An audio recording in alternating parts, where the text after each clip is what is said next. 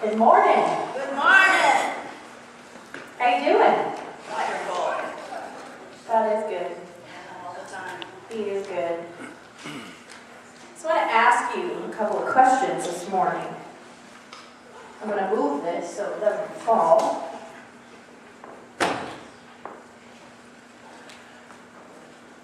How many of you are focused this morning? Are you focused? Yes. All right, some of us are focused. My next question is, what are you focused on? There you go. What are you focused on?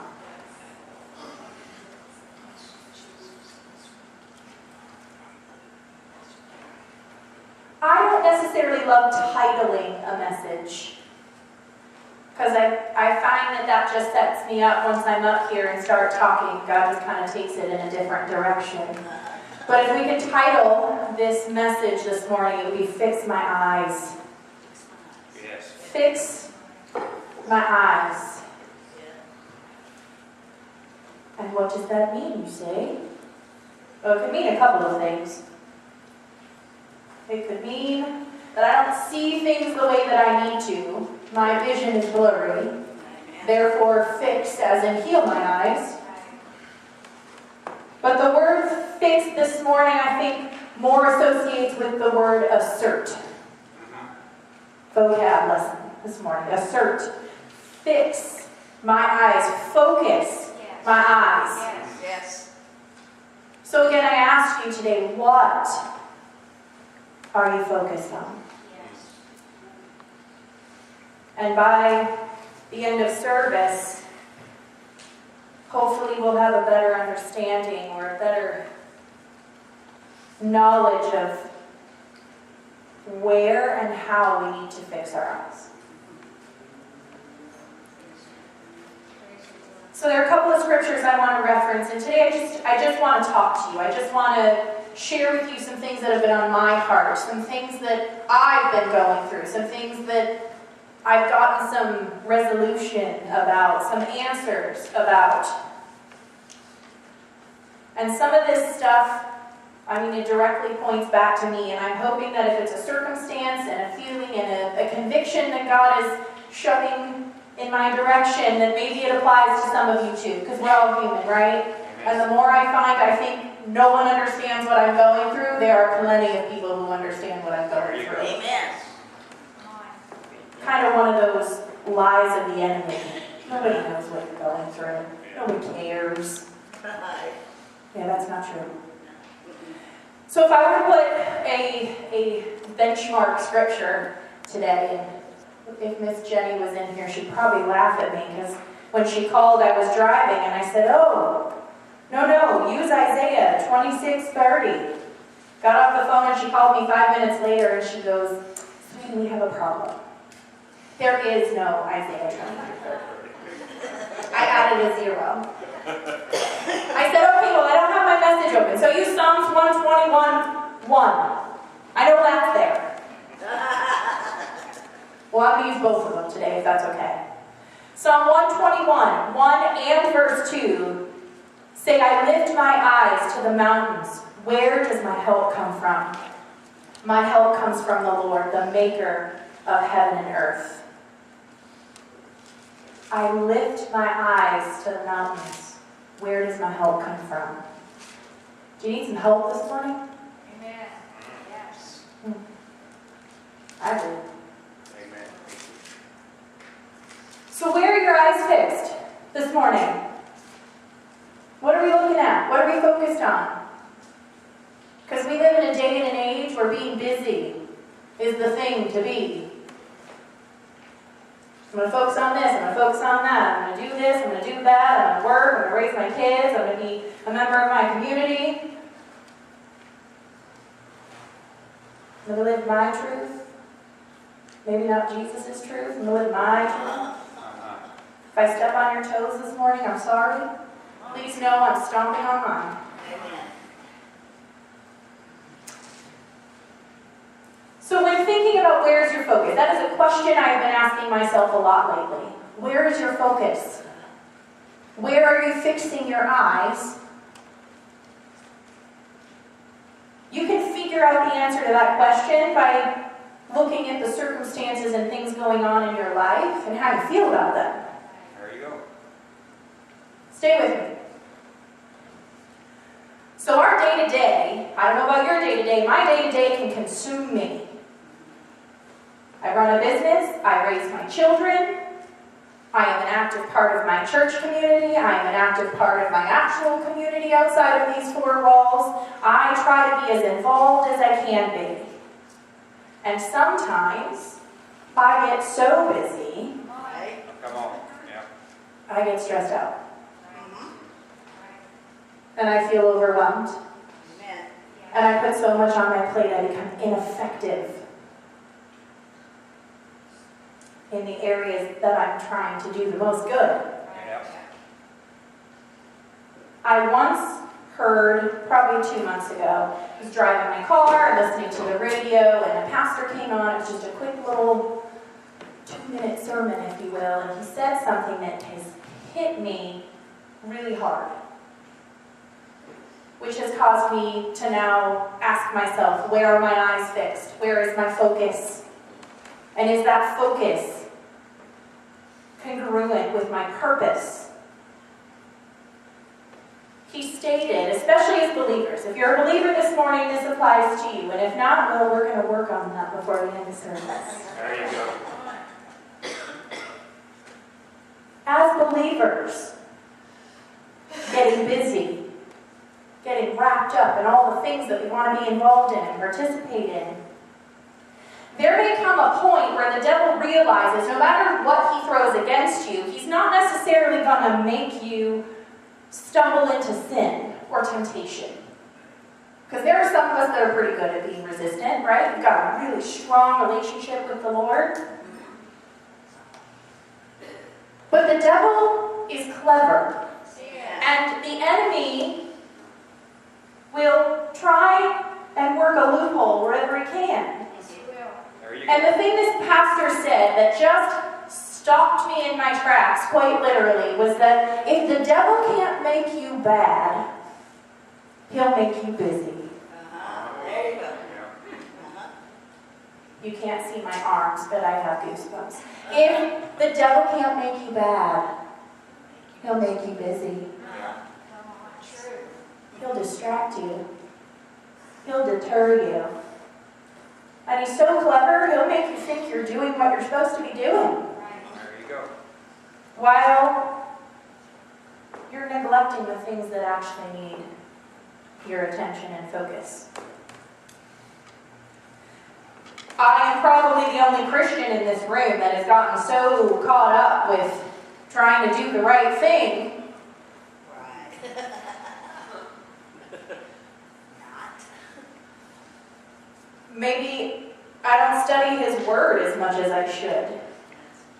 Or I find myself questioning life and questioning my choices and questioning other people, but don't go back to the source from which every answer to life is contained. Uh-huh. Yes, come on. That's right. Yeah.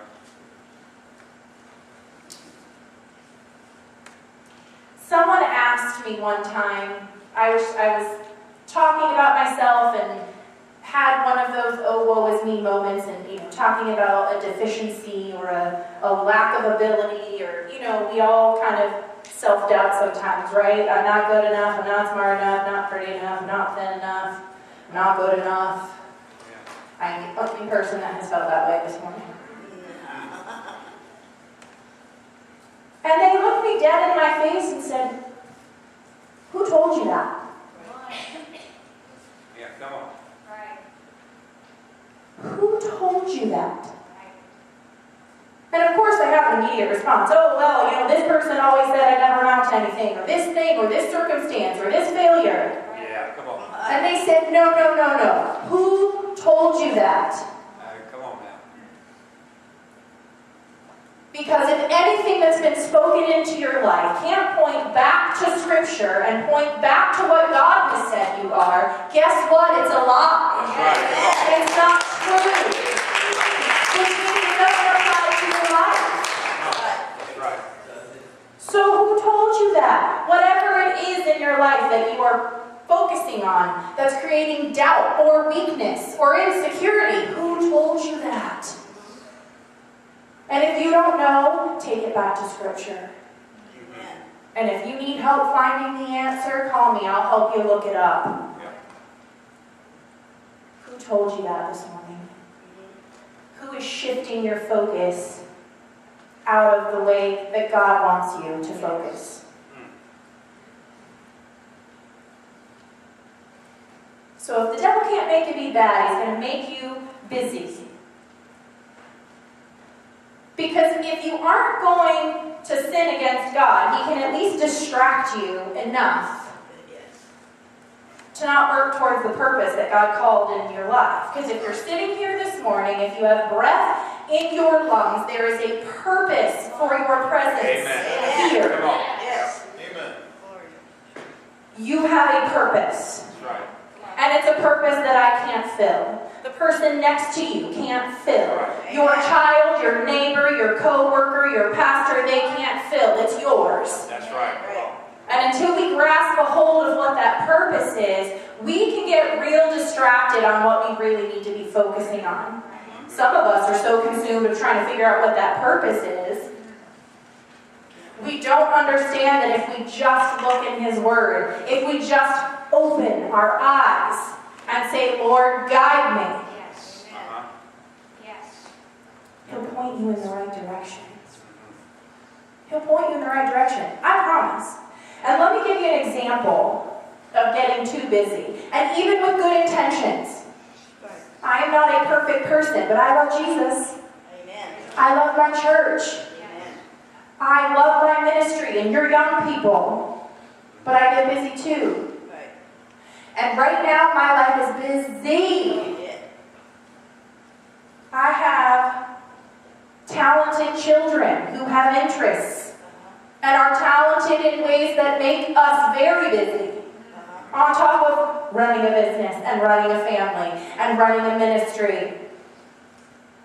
The devil can use the things in your life that are closest to you to distract you from what we need to do. There you go. Amen. But, I don't usually like the word but I like this one. Yeah. God also uses the things that are closest to you to bring you back into the path that you need to be. So for me, that's my kids. That's your kids. Yep. But if we're talking my children specifically, God has a very funny way of serving me a huge dose of humble pie coming straight out of the mouth of my babies. Uh-huh. And I have a really good example. So, last week, youth group, we all went to rock the universe at Universal Studios, right? We had a really good time. Yeah, we had fun. We got back at like 2 in the morning, 3 in the morning. Some of them didn't go to bed at all. We were exhausted. And then Sunday morning was Friends and Family Day. So we had stuff to do. So we decided we're not going to stay in Orlando. We're going to come back and we're going to be here for service on Sunday. Because your kids are committed.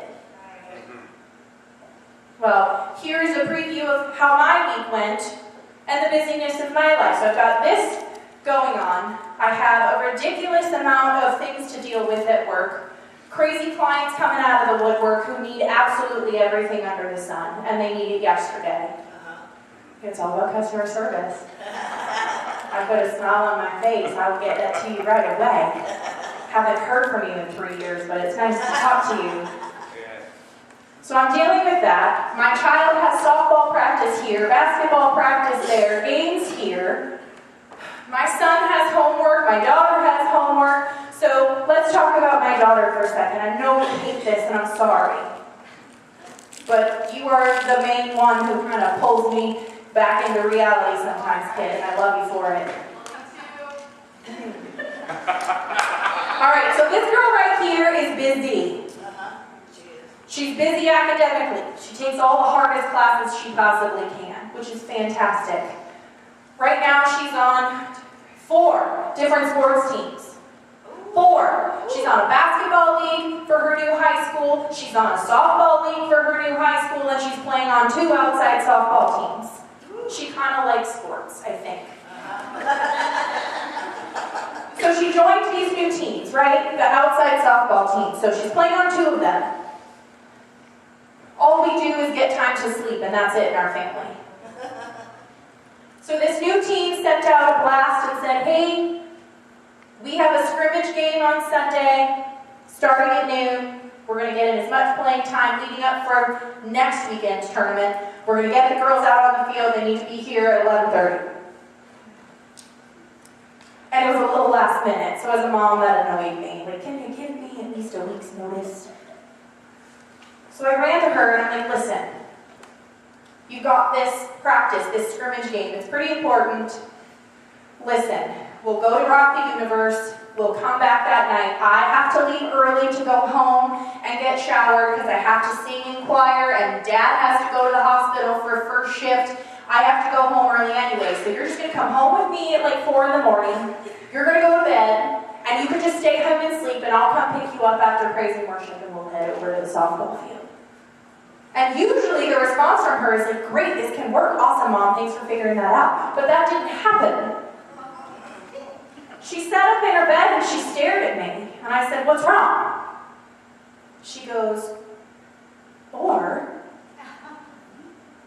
you could tell them my priority is what I committed to at church and that I can't make it this week, Mom. All right. Well, okay. I understand how tomorrow's going to go. I got so consumed with making sure that everyone was everywhere they needed to be. I'm a bit of a control person. I shared that with some of you this morning, and if you know me well enough, you know that to be true. My daughter is shaking her head emphatically. When you're really busy, you have to have someone who can control all of those things, right? Right. Until your child stops you in your tracks and says, whoa, Come on. Yeah. that plan is not congruent with my purpose, Mom. Or you just tell them, I can't make it, I have to go to church. There you go. Come on. Yeah. Come on, baby. Yes, ma'am. And that is what we did.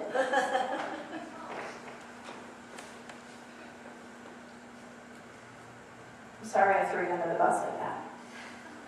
That's good.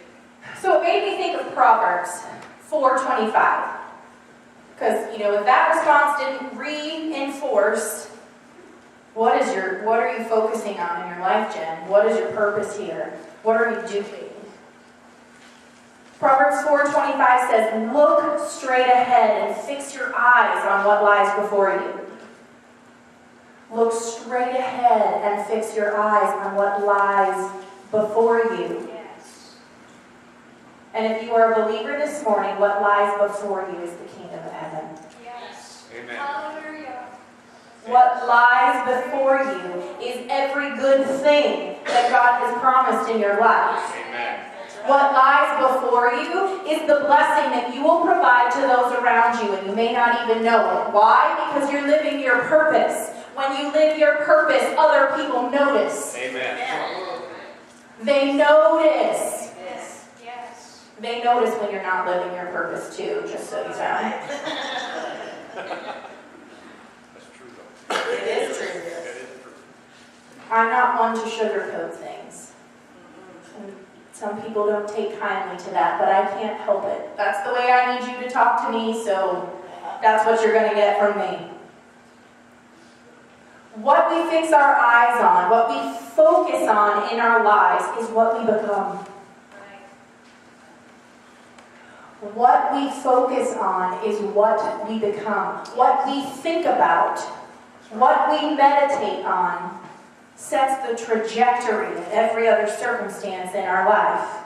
Have you ever noticed that when you get upset and you're really worried and you're stressed out and that's all you think about is what's upsetting you, your blood pressure goes through the roof, your face turns red, your heart starts pumping, and all of a sudden the whole world is crumbling around you because you can't figure out how to get your kid to softball practice. Right. What we focus on, what we give place to in our mind, consumes our heart and it leads our steps. Yes.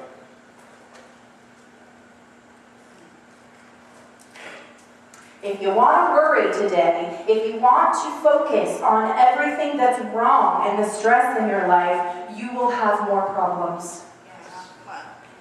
That whole making a mountain out of a molehill saying, there is a lot of truth to that. Because when you stare at something for so long and you're just so worried about it, it just starts to get bigger and bigger and bigger and bigger, which causes you to lose sight of the things you need to be doing, which causes you to make mistakes, which causes another problem, and then you focus on that problem, and then you stumble and you run into something else. That's right. Come on. It's magnified by our doing. Yes. Oh, but the opposite is true too. If you focus on His goodness, if you focus on what He says about you, if you focus on His promise and His truth and His goodness, you will walk in the path that He has for you. And it won't matter that you have stress. It won't matter that you have problems, because life is not perfect. It is messy. We are broken, every single one of us, and bad stuff is just going to happen. It's the truth. It is. Yes. I think some of us walk into this Christianity thing thinking, hey, all my troubles are gone, everything is good. And then the first thing goes wrong, and you're like, no, that was not my contract, God. You were supposed to make this wonderful. No, but He gives you the tools to tolerate what's going on around you Yes. Amen. and to focus on the prize, to focus on His kingdom. Because when you focus on His kingdom and you lean into Him, let me tell you, He will open doors you never knew possible. Never knew possible. Amen. Where are your eyes fixed this morning? Are you focused on the problem, or are you focused on the solution? Which is your Savior? Yes. I want to be so focused on Him that I don't even know what's going on around me. Because if I'm so focused on Him, everything will work out exactly the way that it needs to. And He's proven that in my life time and time again. Proven that to me. Praise the Lord.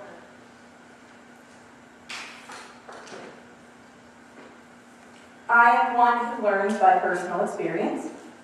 Some call that stubborn and hard-headed. I'm kind of a prove it kind of girl. Prove it.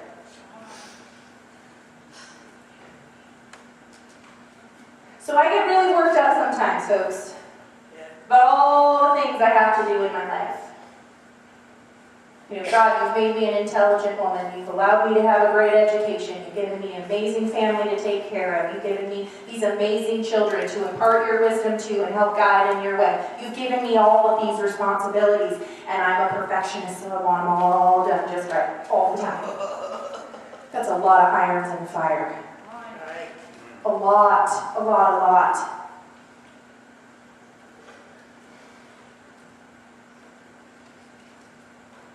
But I came across this little gem, Isaiah 26:3, not Isaiah 26:30.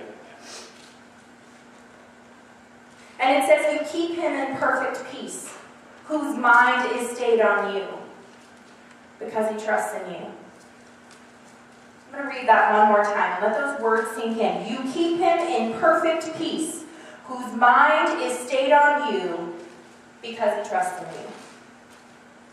I am learning that I don't have to understand God's process. I have to trust it. Amen. Come on. Yeah. And I am a person who needs to understand everything. That control thing, right? Yes. If I don't know what's going on and how it works and how it won't work, then I can't fix any problems along the way, and that makes me real uncomfortable. I don't have to understand the process. I have to trust it. Right. Come on. What a relief it is to know that I don't have to know. Uh-huh. I don't have to have every answer. I don't have to set everything in motion to make everything work perfectly. I get to let him do his job. Amen. Another good example of that in my life, is that whole getting distracted. If the devil can't make you do wrong, he'll make you busy. I think about my career here recently, and I love what I do. And I'm stubborn, so I wouldn't have stayed in this career as long as I have if I didn't love it and wasn't determined to make it work. Right. And I finally got into a place where things are good. Great even by someone's measure of success. But for me, I always want to improve. I always want to get better. I always want to learn more. I always want to help as many people as I can. Because that's what I do. I help people. So an opportunity came up about a year ago where I was asked to interview for a pretty significant promotion. And it was the position that I have been wanting for a long time. So I got all of that. They called me first. Are you interested? Uh-huh. Do you understand what it entails? Uh-huh. All right, they made me feel special. Put on a fancy suit, drove to the airport, flew out in a very nice seat on the airplane. I was picked up in a limousine and driven to home office.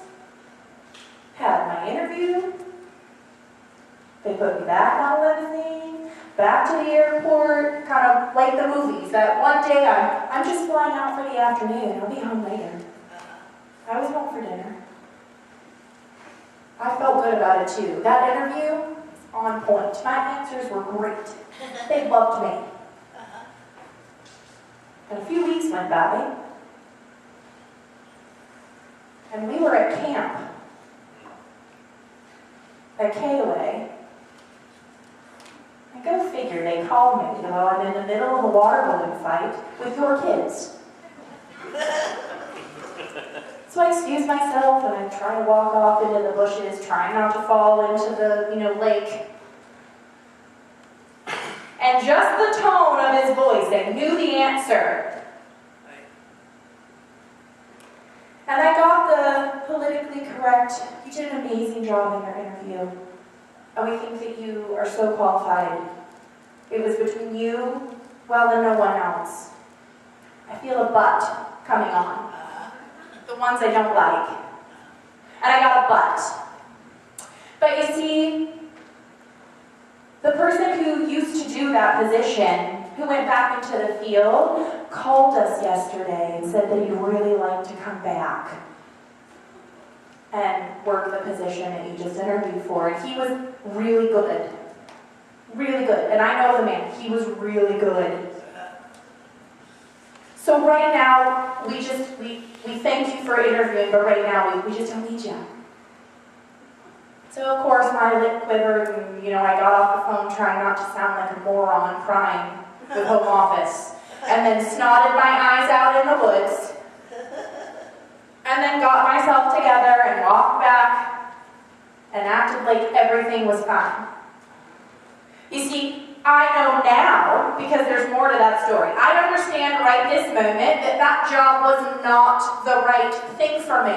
Right. And here's why. I got a call a month ago. Hey, that guy just got promoted. We're not opening interviews. The position is yours. So at first, I'm jumping in my spirit like, yes, sweetie, you can come around. Make the right choice. I can be a little bit of a punk sometimes. Sorry if that word offends you. So I decided to play a little bit of hardball and said, well, things have really progressed in my business. since a year ago, and I'm in a much better spot now, and I have flexibility, and I'm just really happy where I am. What can you offer me? And they said, well, what do you want? And I said, well, I want this 6-figure salary, and I want these benefits, and I want this, and I want that, and I want this. I wasn't being unrealistic, but I was pushing the line a little bit. So I didn't hear from them for like 2 weeks. And I'm like, well, that scared them off. Good job. They called me last week and said, hey, we'll give you everything you asked for. When can you start? Meanwhile, some changes were going on within my local district, and changes in leadership, and some opportunities with training some new advisors, and things have really built steam on my end, and things are going exactly the way that I've been hoping and praying for the last 8 years of my career. And I'm sitting on the phone, and I am promising you it was an out-of-body experience, because in my head, the words coming out of my mouth were, where do I sign on the dotted line? But the words that came out of my mouth were, thank you so much for considering me for this opportunity. But I have so much going on in my career and with my children, and knowing that I will have to travel every single week of my life, and now I'm the low man on the totem pole, although you've agreed to give me everything I've asked for, I can't agree to those terms and conditions. My family needs me. I hope this doesn't burn any bridges. Please keep my name in the hat for future reference. But right now I'm good.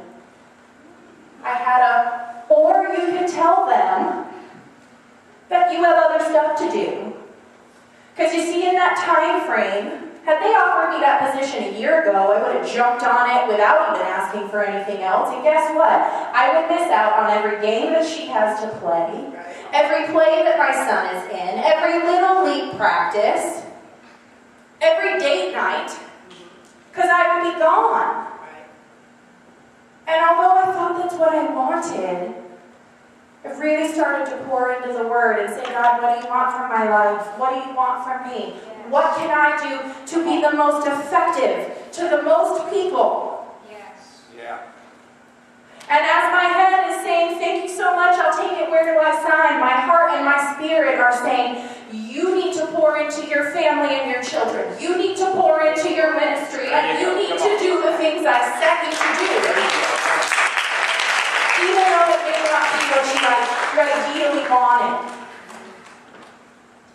And in that moment, you can imagine their surprise when I said thanks, but no thanks. I felt a weight lift off my shoulders. I took that deep breath that filled my lungs, that gave me that peace of knowing that I had just made the right choice. And it's the complete opposite of what I thought I was going to do. You keep him in perfect peace, whose mind is stayed on you because he trusts in you. I trusted in him. I didn't understand the process. I didn't know the reason why. I just trusted him. Amen. And with that trust came the answer. You see, I learned the grass isn't always greener where I think it is. That's right. The grass is green where you water it. There you go. Come on. Yeah. I don't need to fly on fancy planes to make an impact in people's lives and let my light shine. Right. I can water the grass around me Right. and bless the person sitting next to me. There you go. Come on. Or be a witness to the child who walks in with his family because they got dragged to church and they're really miserable. The grass is green where you water it. And you don't have to be a grown-up either to fix your eyes where you need them to be. That's right. Have faith like a child, Scripture tells me. My children remind me of that daily. Amen. My daughter doesn't understand the complexities of the world. She's pretty smart. She understands more than she probably should. But let me tell you, She has faith that God will take her where she needs to be. She has faith that she is placed exactly where she needs to be. And we have proof of that as well in her life too. If I have raised her and instilled in her to do those things, why am I not doing that too? Whoa, come on. Whoa. Yes. Preach it. Just say. I need to do as I tell my children to do. There you go. I know I want to protect them. I know I don't want them to make the mistakes that I made. But guess what? My children are not me. That's right. They are very different people. So I can't expect them to live the life that I have. I have to trust that He's got this. I have to trust that their lives will lead where they are supposed to. And the only way that's going to happen is if I fix my eyes on where I need to be. Because her eyes are watching me. My son's eyes are watching me. They see my stress. They see my discomfort. They see my worry. They see how I handle a problem. And that doesn't mean that you can't freak out every now and then. God gave us emotions for a reason. And I feel like sometimes that's just a great way to get out all of the stuff that's bothering you. I am a closet crier. I will not deny that. I will take a moment and just bawl my eyes out and get it out, and then I'm fine. Our children are watching us, Yes, they are. Yes, they are. even if they're not yours. Amen. They are listening to the things that you say. They are listening to the things that you don't say. And that is shaping the very foundation of their belief system, and it's shaping the very foundation of the choices that they make tomorrow. That is a huge responsibility. No pressure. But if my babies can turn around and say, Mom, why are you doing that? The easy answer is to do this. Oh. I hear you. Yes. Praise the Lord. I hear you. I was trying so hard to listen that I got distracted on what was important. And you used her sweet voice to pull me back into the path where I need to Praise the be. Lord. Thank you, Jesus. So I ask you this morning, where are you fixing your eyes? Are your eyes fixed in a position where you are fulfilling the purpose that you've been called to fulfill? Ask yourself that. I have a client who told me about 2 years ago that she wakes up every morning and her main goal is to work towards her purpose. And I said, really? Tell me about that. And she said, well, I've been called to do something in this life. You agree with that, right? Well, yes, ma'am, I do. Well, then if we're not working towards our purpose every single day, we're drifting farther from it.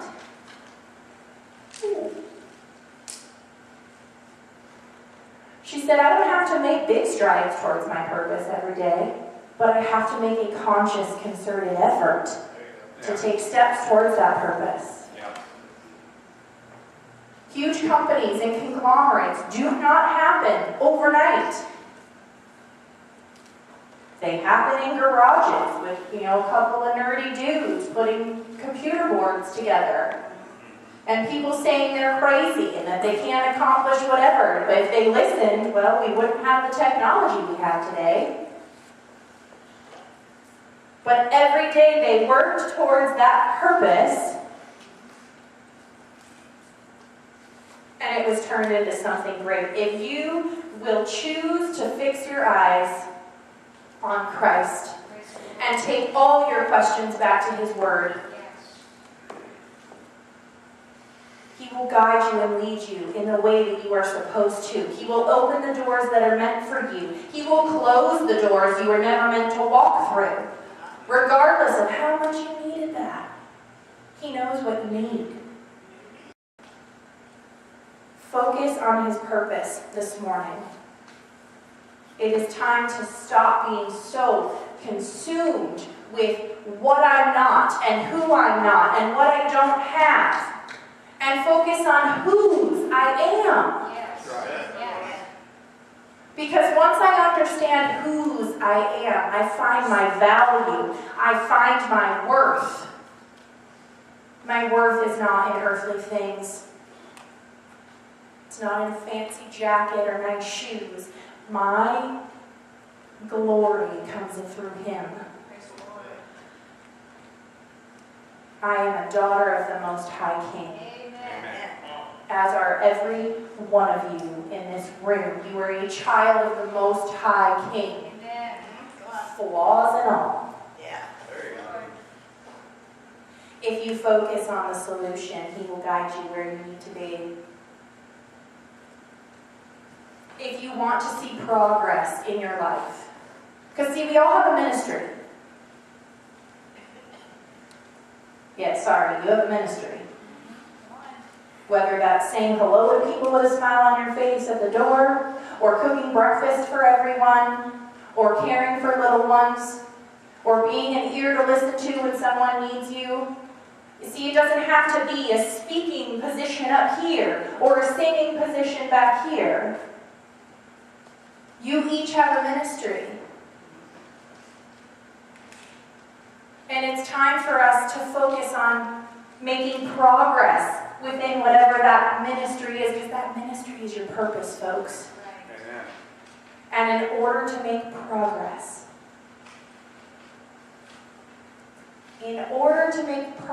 in our faith, we have to change. Nobody liked that part. We have to change. But I will tell you, if we lean into Him and let Him change us, it doesn't hurt so much. That's right. You might actually like who you're becoming. You might actually like where you're going. You might see your worth and understand that you can be a blessing to someone else even though you're completely broken. Where are your eyes fixed this morning? Miss Sheila, if you would come.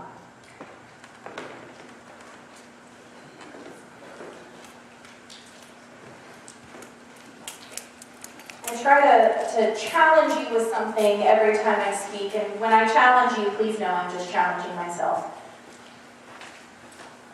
But I challenge you to list out the things that are distracting you in your life right now. And you might be surprised at what you find on that list.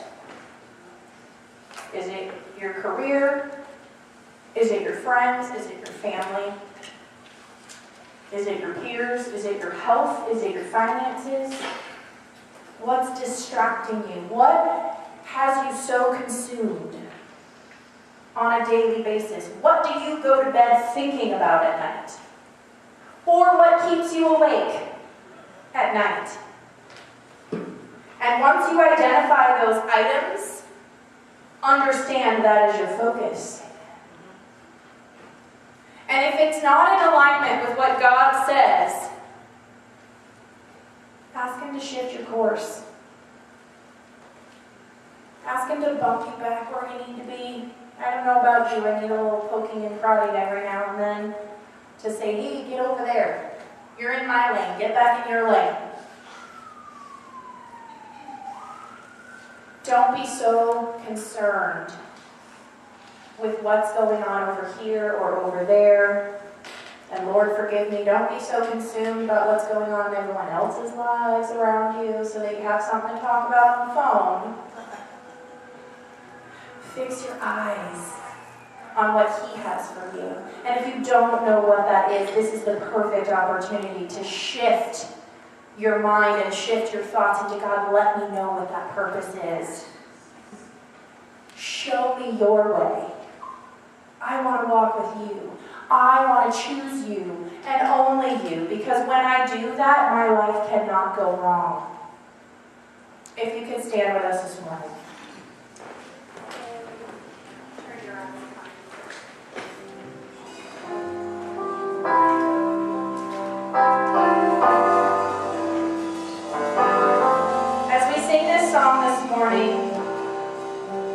make it your heart's prayer that He turns your eyes, that He fixes your eyes on Him,